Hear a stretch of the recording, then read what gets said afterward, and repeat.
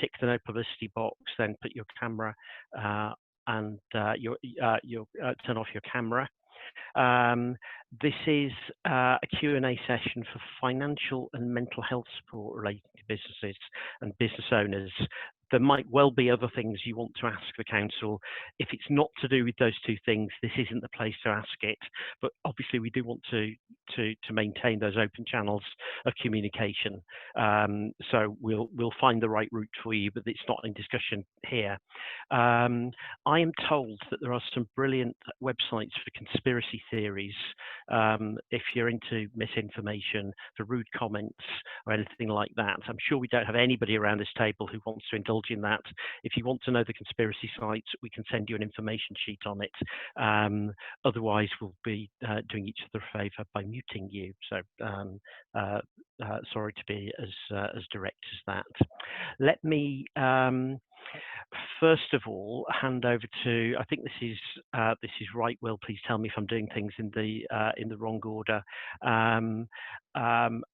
I'm going to hand over first to Kieran White and to Emma Blint to talk about the mental health campaign.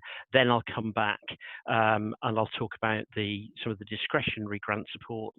And then I'll hand over to Mason Kent, who will talk about some of the mandatory support. Then I'll go through some of the previous questions that we've received. So, Kieran and Emma, welcome this evening. It's brilliant to see you both. Tell us about Look After Your Noggin. Thank you so much. Thank you, Councillor White, and to Howard for having us on the call. Kieran, I'll let you introduce yourself, and then I'll share a few slides about the campaign. Okay, thank you, Emma. Hopefully everybody can hear me. It's really good to see so many of you on this call. My name is Kieran. I work for the local mental health charity Havering Mind. We've been working very closely with Emma and the council on this new mental health awareness campaign, Look After Your Noggin, or Be Nice to Your Noggin, sorry. I'll let Emma explain what that is. And as the leader mentioned as well, I'm also a councillor at the London Borough of Havering as well. So I've got two hats on tonight, which is really cool. So Emma, you explain the campaign. Thank you so much. And thank you everyone for joining tonight. It's great to see so many people on the call. I'm really pleased to be able to share this information, which I hope would be useful to you. So last week, as Councillor White said, we launched a mental health awareness campaign. It's called Be Nice to Your Noggin, which is a local twist on other mental health campaigns you might have heard, you know, Be Kind to Your Mind or Every Mind Matters. We really wanted to zone into Havering residents and what they need specifically. Back in April, we launched a series of support lines for counselling, bereavement and crisis support for all residents, including local business owners. And although they were launched in the height of the pandemic, only 7 people got in touch in launch week, which we felt really needed, really needed to be boosted. And we thought, wouldn't it be great to develop a wider campaign, which was all about the great support available in this borough to people, you know, charities who are on hand, such as Havering Mind, to support more formalised support, or even just community support, you know, if you're feeling isolated, if you're having issues with grief, bereavement, and of course, to signpost people to the financial support available via Havering Council. So the research behind this says that, you know, many people's mental health deteriorated after the last lockdown. It's been a long time, it's been almost a year that we've been living in this cycle of lockdowns, and we know that it's had a huge impact on local businesses. Research says that many people, more than 1 in 3 adults and 1 in 4 young adults, didn't access the support available to them in the first lockdown because they didn't feel entitled to do so, or they didn't actually know what was available to them. So we hope that this campaign will support that and let people know that there is always a solution or someone to help you, no matter what you're going through. Our partners, Havering Mind, as well as our wider volunteer sector, we're also working with a few youth charities such as Lifeline and Switch Minds, and we're working with our educational psychologist teams and our CAMS teams internally, as well as our NHS partners. And I'm going to basically talk you through the campaign and discuss where I see local businesses being involved with the campaign, as well as obviously residents like yourselves accessing the support that it offers up. So Be Nice to Your Noggin is a mental health and wellbeing awareness campaign, and the vehicle we chose to make drive engagement with residents was to commission the artwork of a local artist, born and bred in Havering, who developed these original characters, which we hope will depict some of the kind of darker and unmanageable mental health issues that people might be going through in an accessible way. We have a dedicated website where if you go to the website, which is the council website /Be Nice to Your Noggin, you will see that there's a lot of drop down boxes. So whatever issue you feel like you need help with, there are support lines and clear signposting to different services, all listed under each drop down box, even including, I know Howard made a note about fake news and misinformation. We understand as well that people not knowing where to look for trusted information, you know, a lot of conspiracies going around about COVID, about the vaccines, so there are helplines available, and we're working with our community safety team and community resilience team to find those resources to help people get information that is trusted, 100% factual, to guide them through the next few months. So I've mentioned the noggins. They are, like we say, an uplifting and engaging representation of some of the mental health and wellbeing issues we face, which I'll let Kieran expand on.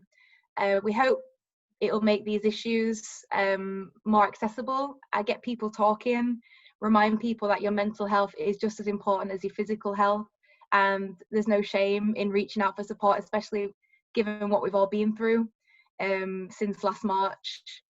Really just letting people know that they're not alone, and if they are struggling a little bit, it's really a universal thing more than they think. Richard Durrani is our local artist, born and bred in Hornchurch. He developed these hoping to make them relatable, to start conversations with people about mental health. We have just launched. I won't bore you too much with the different phases, but we just launched, so all the resources are now available online. Moving on, this is a great way to kick off what we hope will be a broader phase of working with partners to develop different events and engagement events, especially for young people.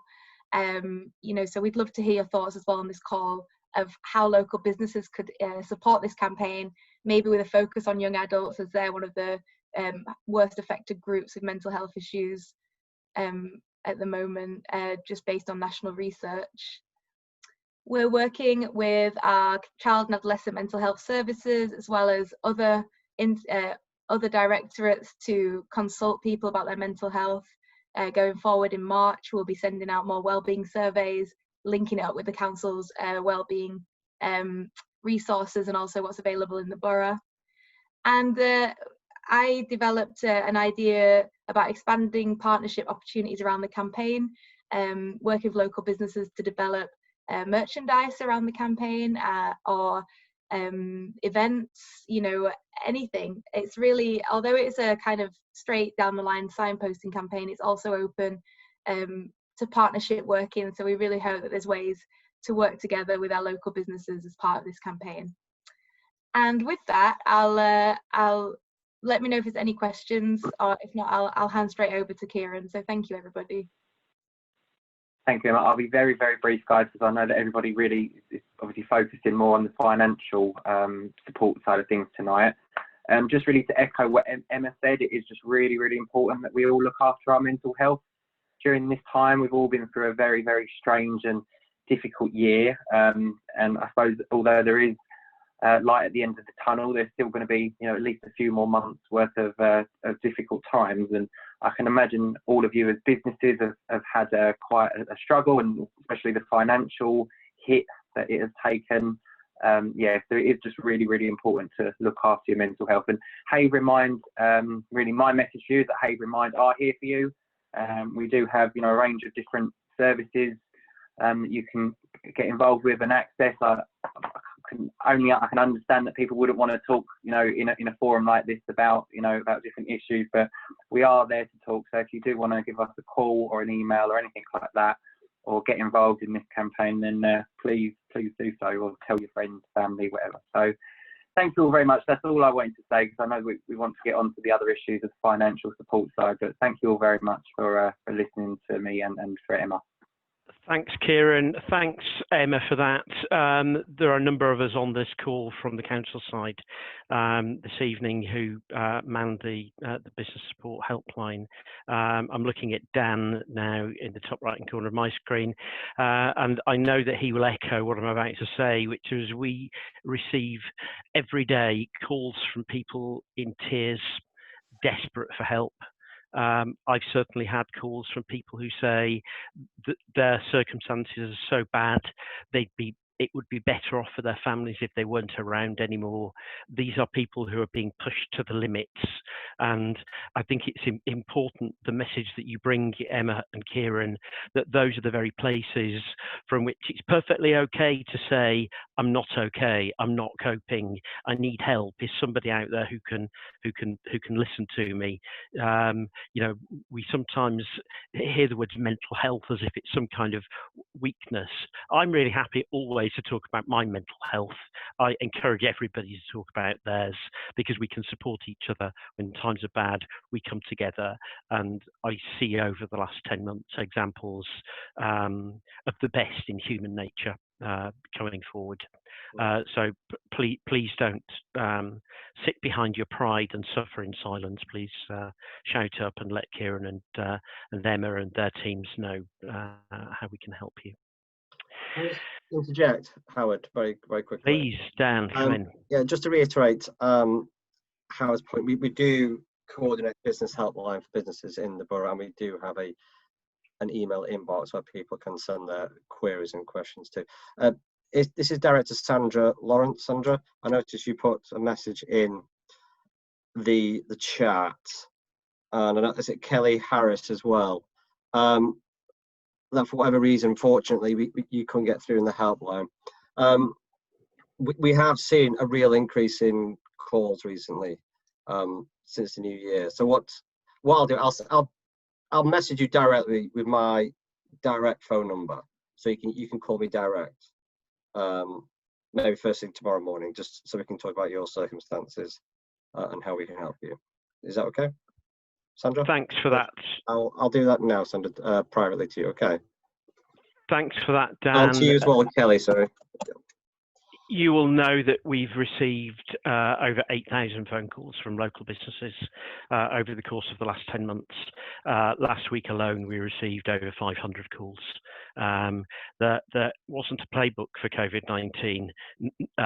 Nobody in the council said, oh yes, if you have a major pandemic which is affecting the entire world, this is how you deal with it. I know that you're being patient with us, but please carry on with that patience.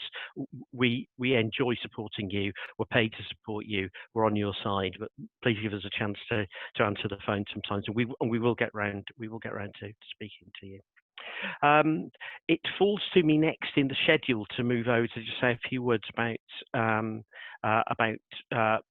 the business support that we can deliver to you, the financial support that we can deliver for you.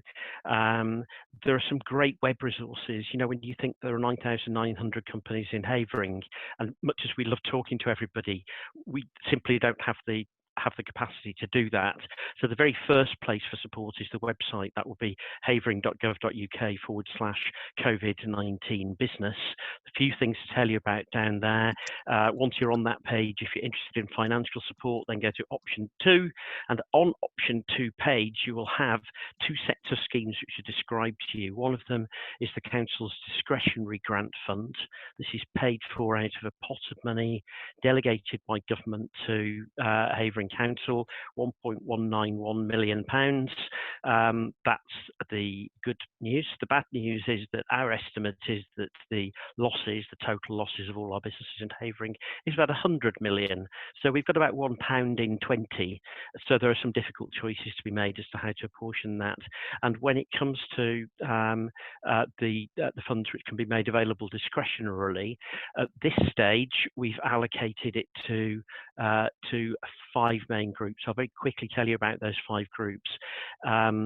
if your business has been closed down during the second national lockdown, so that was the 5th of November to the 1st of December, then there is, and you are not in the business rating system, there is a grant available to you of £1,344, which just this week our elected members agreed could be extended for the subsequent periods of lockdown from the 16th of December onwards. I can, if anybody wants to know, the detail of that is online at the website I mentioned a few seconds ago. If your business is in the supply chain to businesses which have been required to close, there's a slightly smaller grant available to you. If you're outside the rating system, that's £1,000 for that 28-day period and £500 for each subsequent 14-day period of close down. For our returning market traders, there's a rent-free period to encourage the reopening of the market when that eventually happens from both the second and the third lockdowns. We've temporarily reopened applications to the former discretionary grant scheme. That's a £10,000 grant. We gave out, I think it was 240 odd grants of that magnitude earlier in the year. There are still some people, a very small number of people that are coming forward to say that they missed that opportunity. We're reopening it as a small pot to support that group. And then finally, for businesses outside the rating system in the event sector, who have previously received discretionary grant funds of £10,000, our members have agreed for a top-up grant. And again, that's about a dozen firms, something like that. So that's the discretionary landscape, and the place to get those details is COVID-19 business, havering.gov.uk, COVID-19 business option 2, discretionary grants is at the bottom half of the page. I'm going to hand over to Mason Kent, who's going to tell you briefly about the local restrictions support grant, first of all, and then hopefully go on to talk about this announcement that was made by the Chancellor of the Exchequer on Tuesday the 5th of January, and tell us when people can expect that money. I noticed there are a few questions about that coming up already, Mason. Thank you, Howard. Yeah, good evening, everyone. So following the COVID-19 restrictions that were placed on the London Borough of Havering from the 17th of October 2020 onwards, central government has provided the council with funding for grant payments to support those businesses that have been impacted by the restrictions. The local restriction support grant scheme is specifically for those businesses within the business rate system, and to date Havering has paid over £2.1 million to those businesses impacted by these restrictions. Grants are available to businesses which are required to close as a result of government restrictions for the period of national lockdown from the 5th of November, Tier 3 from 16th of December, Tier 4 from 19th of December, and the new national lockdown the 5th of January. Businesses which trade online, offices, manufacturers, dry cleaners, supermarkets, and other businesses which are not legally forced to close but have been impacted by restrictions are unfortunately not eligible to receive a grant payment under this scheme. This scheme is being governed and the criteria has been set by central government, and Havering Council are unable to deviate from the guidelines set. In addition to this, grants are available for businesses directly within the leisure, hospitality and accommodation sectors, which remained open but were impacted by Tier 2 restrictions. A full list of eligible businesses for this scheme can be found on Havering Council's website. Now, for all the local restriction support grant schemes, there is one application form, and you only need to complete this once and you'll be paid for all grants that you're eligible for based on your application. As of today, payment for Tier 2, Tier 3 and the national lockdown from the 5th of November are being paid to those applicants. We're just awaiting the latest software from our developers to enable us to make payments from Tier 4 onwards, and we anticipate that this should be by the end of this week, so the money is coming to you shortly. If you've already received a grant payment from us, you do not need to reapply, as we'll make payment automatically to the same bank account details based on your initial application.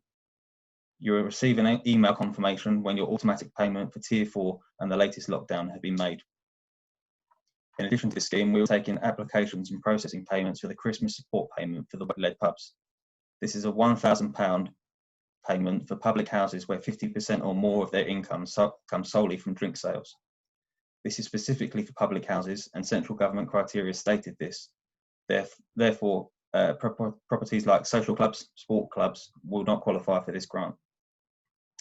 In addition to this, as Howard alluded to earlier, the Chancellor has announced additional grants of up to £9,000 for businesses. This was confirmed last week as businesses which are legally forced to reclose as a result of the latest lockdown will receive this payment in addition to any existing grant scheme. Again, we hope to make payments for this shortly, but are still awaiting the latest software. As with the original lockdown scheme, any businesses which have not been legally forced to close will unfortunately not qualify for this. Full criteria and the amount of support available for each scheme and period can be found on the council website, as well as links to the official government guidance on these schemes. As I said earlier, these grant schemes are all based on criteria set by central government, and Havering Council have no power to deviate from the criteria or guidance set. If you have submitted an application form and have not heard back from us, or have received a payment or not received a payment within 7 working days of submitting your application, please can you double check your junk email folder, as sometimes emails sent can go to there. If you've still not heard, please contact the Business Rates Department directly and we will aim to respond as quickly as possible. But due to the high volume of queries we receive, this may take longer than usual. Just for completeness, I will also put the contact details for the Business Rates Department in the chat box below. So that's a brief overview of all the local restriction support grants available. So I'll pass back to Howard. That's a huge amount of information, isn't it, Mason, both from you and from me. And if you weren't able to write the notes of everything that Mason said or I said down, you will find them all on the website. You did, Mason, make a few points that would address some of the questions coming up. And I noticed that there's one in the chat, which was, if I have made a grant application for the close down period during November, do I have to make a second application for the close down period that started in December? And the answer to that is no. I think you said very clearly one application, and that will be the route into grant for all periods, which is great news. So you get the hard work out of that, Mason. We're sorry for that. While I have your attention, Mason, can I direct you to one of the questions that we received earlier on? And I think I know the answer to this question. So this was a coffee shop in Hornchurch, applied for local restriction support grant. They were closed in November. They got £1,334 on the 3rd of December. We've had to close again on the 16th of December, but I haven't had any money since that. When am I going to get it? Do I need to apply again? So as I said earlier, you may not have caught it, but we're just still waiting for our final software to be given to us by our developers. Hopefully it should be by the end of this week, and then payment can be made. We're ready to go to make payment to those businesses. It is just software limitations, because as Howard said at the start, we want to get this money out to you to support those businesses. That's great, thanks, Mason. Debbie asks, I'm a self-employed person. I'm going to direct this to Dan, if I may. I'm a self-employed person running a micro business operating from Fair Kites Arts Centre. What grants can I apply for?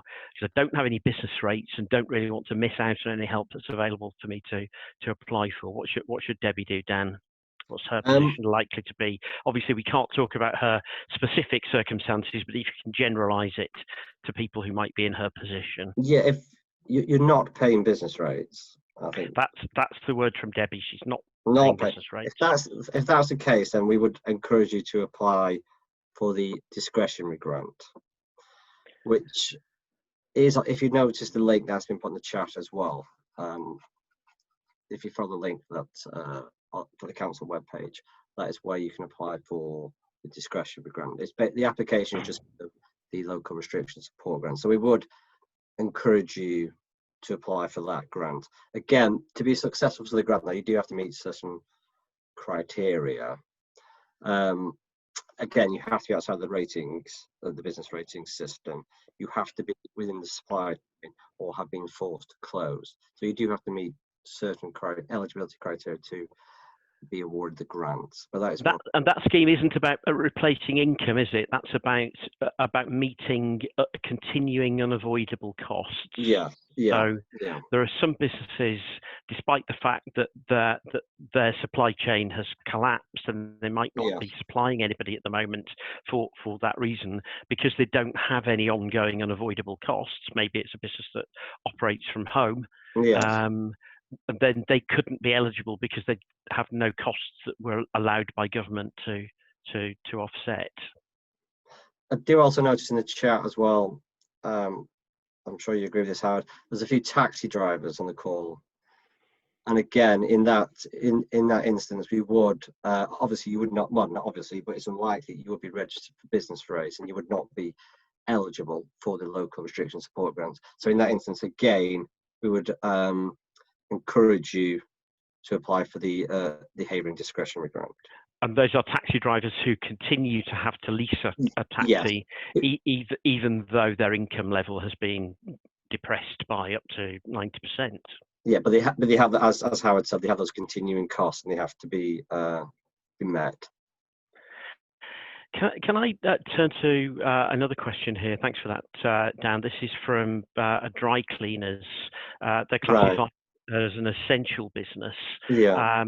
I might just ask Councillor White to comment on this in a second, because this was in relation, Councillor White, to the conversation we were having the other day about supporting businesses that are in the rating system, have seen their incomes collapse, and looking at sectors that are particularly important to us, like the event sector, for example, where we might want to put in some more meaningful scheme of assistance. So this particular dry cleaners is saying, with 100% of office people now working from home, they don't need their suits dry cleaning. Yeah, that'll be me. What benefits are available to us? And the conversation we were having, Councillor White, was that we're effectively trying to draw together our thinking on the kind of grants that are available in other places to make sure that our approach is consistent with the rest of London. I think that's the case. I had a discussion with other council leaders across London this morning, and whilst the government have provided funding for local councils, they've not necessarily provided any guidance on how those discretionary grants should be cut. And that's why I think the type of engagement sessions like this are really important, so we can hear from local businesses to help influence how we distribute those funds going forward. That's exactly what I was expecting you to say there, Councillor White, that it is really important that we keep talking to each other, because, as I said before, and I might even say again later in this conversation, there's no playbook for this. Nobody said, in the event of a pandemic, which are the sectors that are most important to you, and so we need to maintain that dialogue. Because the same thing might apply to wedding photographers. As a wedding photographer here asking the question, that apparently they've applied for additional grant in mid-December when you launched, not heard anything more. Friends living under different councils in a similar position might have been granted money already. When can we expect anything to be granted? And I think that the answer to this, I'll hand over to you in a second, Dan, to round up on the discretionary element. If your business, it's Julia in this case who's asking the question, if your business is being run from a property within the business rating system, then it's Mason's team who will look after assistance to you under the local restrictions support grant. Your business wasn't required to close, even though clearly, because you're in the sector you are, it will have been massively impacted, and we get that, and we empathise with you, and we're doing what we can to work out how discretionarily we can assist you. Mason, would Julia be able to apply for any grants for any period of close down, or is she completely off the scale here? Yeah, so obviously all these grants are set by central government. It's not up to us as a council to decide who and what gets it. But if your business hasn't been forced to close legally, then unfortunately there's no support which is available for you in regards to the local restriction support grant. And I know that's painful for you, isn't it? Because you're having to deliver that unfortunate message to a large number of people. Absolutely. So let's be kind to Mason and his colleagues. Julia, if you're not in business rated accommodation, then you can look to the discretionary grant scheme. It's Dan's team that would look after that for you. There are wedding photographers that we've already been able to assist. And as I mentioned earlier in this call, just at the beginning of this week, our members agreed that they would extend the grants that had previously been payable to businesses for the close down in November. We can extend that to the subsequent periods of lockdown as well. And we're trying to even up that between people within the business rate system and outside the business rating system.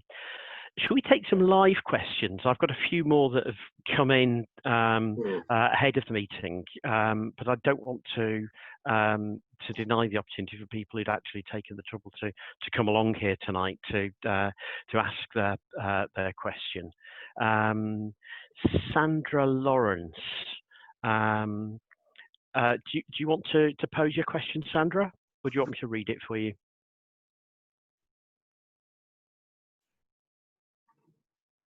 Let me read it for you, Sandra. If you want to come online. I think right, Dan's already answered my. Oh right, are you happy? You happy with that response? Yes, okay. Mine was about I couldn't get through on the telephone. Yeah. Oh right, okay. Yeah, so Dan's already addressed that for me. Yeah, send hate mail comes to me. I'm responsible for resourcing that team. Actually, can I just interject, answer Julie's question on. Sorry to interrupt, Howard. Just Julia West. Julia, you've applied for discretionary grant and you haven't received it yet. They are being processed. They are being processed as we speak. Okay. So we're hoping to have those out as soon as possible. The application. It's only because a friend who's doing exactly the same job as me has had hers, and she's got it into her bank last week. All right, I see. And she applied a week later than me, so that's what I was like. Okay. Right, so we're doing exactly the same job, and we're really good friends. We're probably financially on par because we charge the same kind of everything else, and she's got hers. But I applied a week before her, and I've not heard, so I don't know whether I need to reapply or whether it's random the order. No, look, Julia. I know the answer to your application, but I'm not going to be indiscreet and let everybody else know what the outcome was as well. So if you message me, I'll let you know what the answer was. Your friend who's already been paid, that must have been a different authority because we haven't made any payments that will have landed in anybody's account yet. She lives down the road. All right. But maybe she was in a rated property then. No, she lives she lives at home. She's a wedding photographer. Wedding photographers don't have properties. Okay. Let's look into that. We obviously have some cash leakage in that direction. I promise you, the very first set of payments were made only today. Yeah. So it can't have been again, from. I feel it can't like be from my being side. limited. I feel like I've lost out again. Yeah, don't worry. So they are being, to reiterate, we get the applications in. We've had quite a lot in. I think it's about 400. We're working with a consultant as well on this who's helping us process it. They are being processed. They are being passed for payment, Julie. So again, if you have been successful and you have met the criteria, then you should be paid shortly. Okay. Right, let's take it. So that was Sandra. Sayers, I'm so sorry, I don't have a first name, or that may be your first name. Why some businesses getting grants when they're doing click and collect beauty and hair and can't offer these? Right, I think I know this inquiry, and I think I might have written to you on this subject. Do you want to put that question live, or do you want me to flesh it out for you now? Who's Sayers?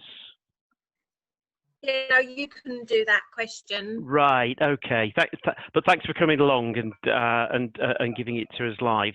So the point here is that some businesses are capable of delivering services which they can deliver through click and collect. But if you're a hairdresser, you can't get a click and collect haircut, can you? And mine might look as if it was click and collect, but yeah. Okay. And so yeah, we get that pain. There's another unfairness as well, that if you were a restaurant that pivoted your business into delivering click and collect, then you could still be paid a grant as if you were closed. But if you were a takeaway, then you couldn't be paid either to be closed or to be click and collect. And sadly, this is it's a little bit like Brewster's Millions. How do you spend a large amount of money very quickly and fairly? It's a very imperfect system. And Mason's team and my team are working hard, effectively implementing rules that are being laid down by central government to us. And their objective has been to aid as many people as quickly as possible. And it has got this unintended consequence of people in your position. Not only can you not open a shop, but you can't even go to somebody's home to deliver the service there either. So we get that, but please don't send the hate mail to me. That's something, that's a note to your MP that you'll need on that. So I know that's not the answer that you would have wanted to have heard. I'm sorry about that. Wedding planners. Right, I think we have a wedding planner question. Yeah. Let me see if I can find that one. All right, I'm going to take it off here. So this is a wedding planner based in Havering. Like every other business, COVID has adversely affected my business, and we haven't had the joy of any weddings since last March. That's drastically affected my income, being a mother of 4 kids. But there doesn't seem to be any help for wedding planners. I've tried previously and it was turned down on the basis of not having a physical asset like office space, warehouse, or anything else on hire. So who is it that asked that question? Is there any more information that you want to add to that live on the call now?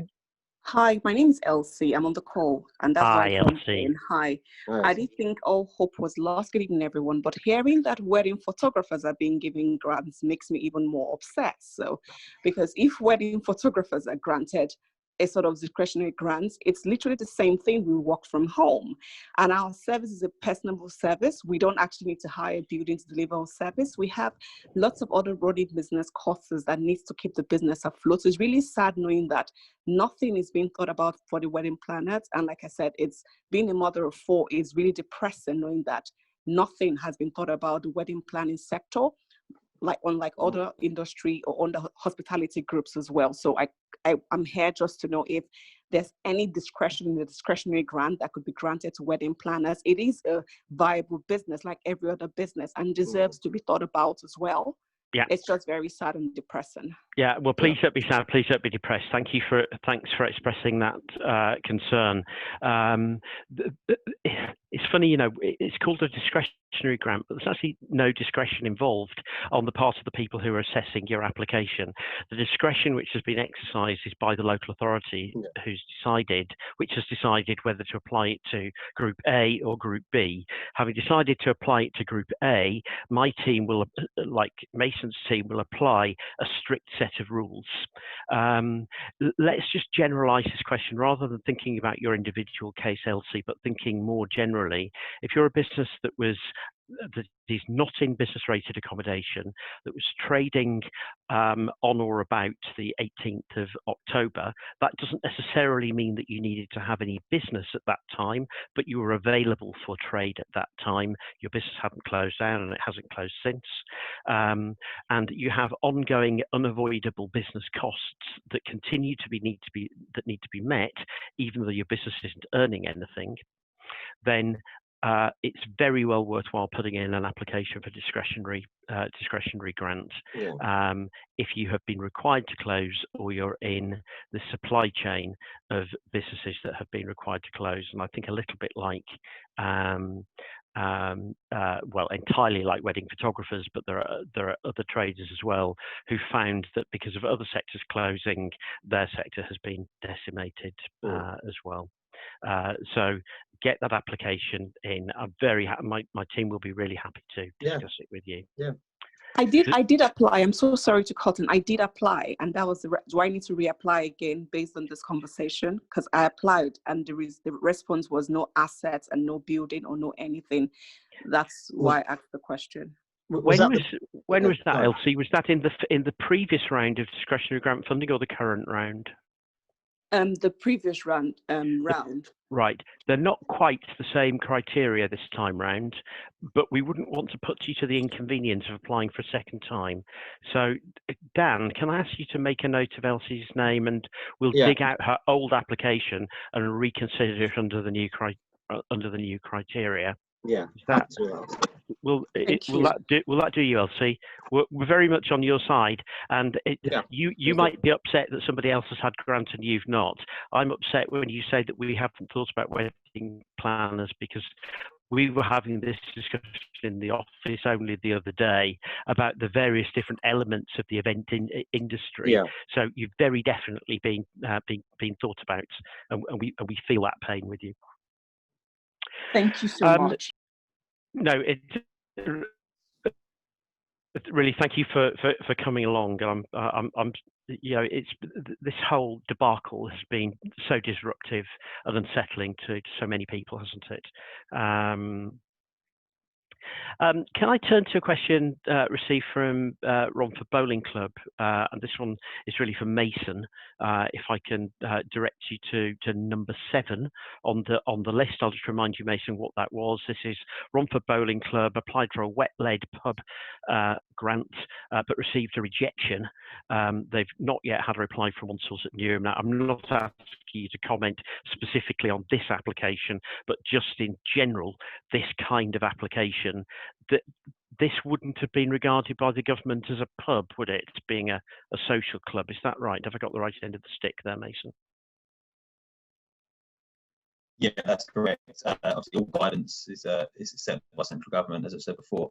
We just implement it based on that, and it has said that obviously this is specifically for properties that are public house, so they don't basically constitute a public house or a bar. That's sort of where there's no actual membership required or entry fee. Right. Okay. Predominantly, and then obviously the main business is. You're breaking up just a little bit, but I think I get the gist of that. So on a scale of 0 to 10, how much discretion do you have to bend the rules in the direction of such an application? I'm guessing it's 0. Is that? Yeah, there's not really any discretion yet. Is that, or perhaps I'm exaggerating? So I'm sorry, Dave King from Romford Bowling Club. A question here from SN Digital, which I think is Rex. Is Rex on the line? Rex, do we have you? Well, I'll tell you what, seeing as Rex isn't here to hear the answers to this question, I'll tell you what it was. Rex was asking about a discretionary grant that he got in August. He got £10,000 in August. He says, I'm not being indiscreet, I'm just telling you what he would have posted himself.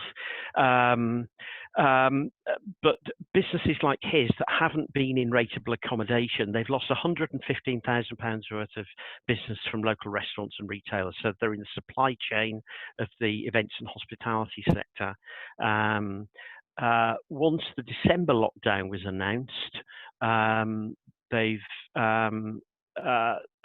lost a further £10,000 worth of business. He says a further £10,000 grant could keep our fixed obligations in the green until spring. So, Dan, is that at all likely? Is he likely to be able to apply for that to be reopened? Yeah, I'm not thinking of his particular case, but just in general, who are the people who can now expect to apply for a £10,000 grant? Remind us. It's people in the supply chain, if I remember correctly. So this was the event sector. Yeah. People who previously received a grant and they're in the supply chain of the event sector. Yeah. So we can look at SN. Sorry, right. I was talking about SN Digital Limited there. We can look at their application again and just see whether they comply with the new criteria. And then the other group was reopening that original round of discretionary grant for people who missed it. Which is sad, really, because we did end up having to send money back to government. We were underbid in that round, so it's painful to have to use newly allocated money for a purpose that could have been opened up previously. Let's take some more questions. There's one from Kerry Archer. The failure of Havering Council to give a reduction or extension of special treatment licences for beauty salons is causing redundancies. This is possibly something that is Dave Watts with us today. I think, sorry, Andy Watts. Andy, maybe you're able to take this question. This is on special licenses for beauty salons. I'm sorry, I can't answer that question at the moment, but I will take it away. Right. Okay, I'm sorry to put you on the spot. Even I didn't know what the question was until I read it out to you. Sorry. So we've got Kerry on the line. That was my question, and I've looked in. Hello, and I've looked in the chat box, and I can see that is other people's around the same kind of industries. A special treatment license in Havering for nail salons, for certain beauty treatments, for tattoo parlours, for various other types of special treatments where you're using injectables, etc. I've actually had to close and make 3 redundancies based on the fact that the council would not allow me to extend the licence when we had been closed for all those months, or to renew that. We can keep our licence but lower it down, even though we've made the girls redundant. So I've got no beauty at the moment, but I've had to keep it at a very, very low rate, so that the hope is that in the future, when we can and these treatments are safe to provide, I can then bring it back up to status, because that is a cheaper way of me doing it than surrendering my licence and reapplying, because then you go through about 1 million hoops to get that licence back on track. It's completely unfair. We haven't asked not to do these treatments during the summer lockdown and then subsequent lockdowns. We've not been allowed to do these treatments. For me, that's put 3 girls out of work with children who are now actually claiming on the benefit system of, of local council, etc., which is ridiculous. We could have kept them on furlough, but I have no jobs for them to go to. The industry's been decimated. We just couldn't afford to keep the licence going in the kind of level that we had before. I've now got it on a really tiny level, but don't get me wrong, I'm not providing those services. So it's completely out of sync, and we've been told that there is no help for that from Havering Council.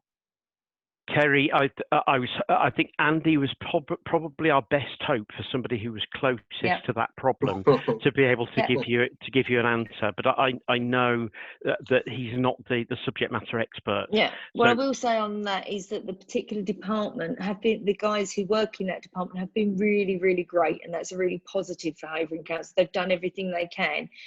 However, their hands are tied, but they've still got to take our money off of us, and that really is very unfair. So I'm just speaking up for the sector there. Kerry, thank you for that. This is really important to us, and I know Councillor White will be keen to take away those thoughts and put them into the policy making machine. So well articulated. We hear that. Thank you for that. Thank you for that input. Let's turn to Mike Luff's question. Mike, do you want to put your question in person, or do you want me to read it out? Mike's a standalone shoe shop in Romford. Are you with us, Mike? Right. Okay. This is going to. I will go through it because there are some general issues here that Mason will be able to address. I know it might be going over old ground, Mason, but I think it's worthwhile emphasising this at this point. So Mike's is a standalone shoe shop in Romford, trading for 35 years. And I accept, he says, that we've received or will receive payments for lockdown. However, when we were in Tier 3 in December, he says, trade was so bad that it wasn't worthwhile opening. So he wasn't required to close, but he chose to close. So he made a business decision to do that. He did hear that he could apply for additional grants while in Tier 3, but he's been turned down. Can we comment? Obviously not on Mike's individual circumstances, but the general circumstances of somebody not required to close, but who chose to close. Yeah, absolutely. So the government have announced that obviously all the grants are only available to those businesses which are legally forced to close. So unfortunately, if you are chosen to close on your own, or if your business has been impacted, obviously by the restrictions, which I'm sure a lot of businesses have, obviously less people on the streets, less people about. Unfortunately, based on the government criteria, they've said that you're not eligible to receive any grant funding. And obviously that is difficult to hear as a business, but unfortunately it's not Havering Council's decision. It is a decision made by central government on that. And yeah, so that answers that question. And if I've just seen a few more questions regarding the local restriction support grant and also business rates as well. Oh, dive in, Nathan. Take some more. Yeah. Yeah. So there was a few questions regarding how the payment frequency for the grants for Tier 4 onwards. Just to clarify that you will receive a lump sum for the Tier 4 restrictions.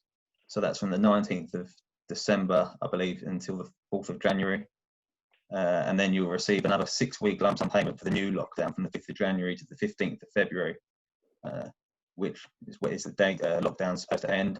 And then in addition to that, you'll also receive the one-off payment of either £4,000, £6,000 or £9,000, depending on your rateable value.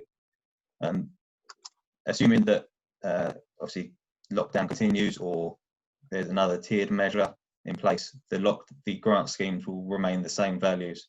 And again, payments will be made automatically with regards to that. And I can echo that answer in respect of the discretionary scheme as well, that those grants will continue automatically. If you've been aided for the lockdown period in November, will run on automatically for the subsequent lockdown periods. No need to apply for it again. Sorry, Mason, I interrupted you there. That's all right. And just the final thing, I saw a question regarding the business rates holiday. As it stands, we don't actually know. I believe the budget is set for early March, in which the Chancellor will announce any sort of any additional reliefs. But at this time, I can't comment on that, whether there will be any retail relief or any additional relief to support businesses. But again, if you are paying business rates at the moment and you are struggling to pay, please get in contact with us and we can look to look to give you some sort of assistance or help spread out the payments. But that's it from me. So back to you, Howard. Thanks, Mason. I'm looking at the clock. I'm looking at the questions that have been asked both live and ahead of this meeting. I think we have now covered all of the questions that were being asked, but I'm quite happy if anybody wants to shout up and tell me that I'm wrong and I've missed something. Are there any other burning questions that anybody wants to dive in with? Yeah, hi, it's Vivek here. I just say like a fire question on the chat where I got a little bit of response, but I'm not too sure. So my question was regarding the additional grant scheme. It's mainly like we are IT consultancy firm, and normally we used to go to the clients and client side, and like sometimes like we used to like do like a help desk sort of thing. From few offices. Now, because of the COVID, we stopped going to the client side, and of course, that has impacted not huge, but yeah, at some extent, it's affected our business. So I just heard about this additional grant scheme. So is it for like business like us as well, or or we are not eligible for that? The additional restrictions grant or discretionary grant scheme is aimed at businesses who are operating from premises which aren't in the business rating system. So if you would ordinarily operate from within the business rating system, then it's the grants operated by Mason's team that you would be applying for. So this is the additional restrictions. Sorry, what are your grants called? It's very late. Mason, what are your grants called? Local restrictions support grant. Thank you.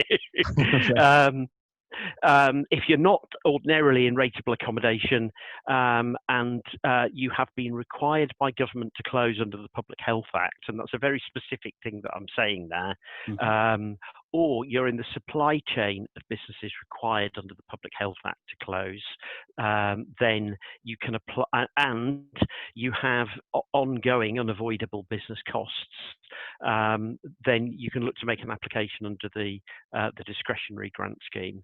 I don't want to get into the detail of your particular form of consultancy business. In general, consultancy businesses have difficulty applying for those grants because of the extent to which they have continuing unavoidable expenses. But very happy to open up that conversation with you. Sorry, can I just ask one thing? Sure, thank you. Sorry, can I just ask one thing quickly? Yeah. Because I need to leave. So I've got a gym and a dance studio, but they're two different premises, and they're both, got rateable premises. Yep. But on the last, I can't remember what restriction it was now. I think it was Tier 3. I was able to open the gym, but I couldn't open the studio because one, you was allowed to use, so you could run on the treadmill, but you couldn't do yoga. I don't know why, but anyway, that was what it was. They're both D2 licenses, okay, because one's a gym and one's a dance studio, but I'm paying the same amount of rent in each property. One I could use, one I couldn't. So will the council be able to distinguish, because they might just think, well, the gym's open, but it's not a gym, this is a dance studio. We weren't allowed to do group exercise, but we were allowed to go into the gym. Thanks for that, Layla. This is a question for Mason. I think the answer that Mason is about to tell us is that it very much depends on what the valuation office agency describes your property as. Is that right, Mason? Yes, it will depend on what your property description is, and sort of two. What I'll do is I'll privately message you on here, and then I'll just get your email and I'll have a look into it for you. Thank you. I'll come back to you. We are now, everybody, out of time, I'm afraid. I'm going to ask Councillor White if he wishes to make any closing remarks. If there are any outstanding queries, then please feel free to either message us in the chat here or write to me separately, howard.swift@havering.gov.uk, and we'll come back to you separately. Councillor White, closing remarks? Well, thank you everyone for attending. I think this has been really worthwhile. If anyone does have any further questions, please feel free to either email Howard or myself, one of the team. We'll do our best to try and assist. There is further information on the council's COVID webpage, which is the www.havering.gov.uk/COVID-19. And if there is an appetite, I'm more than happy that we should suggest we have another one of these follow-up sessions in a month's time, so maybe a couple of weeks. That's absolutely smashing. Thank you for that, Councillor White. Thank you, everybody, for attending this evening. I'm sorry if there was a burning question that we weren't able to get round to, but let's cover that offline, and let's see each other soon, and stay safe. Cheers, everybody.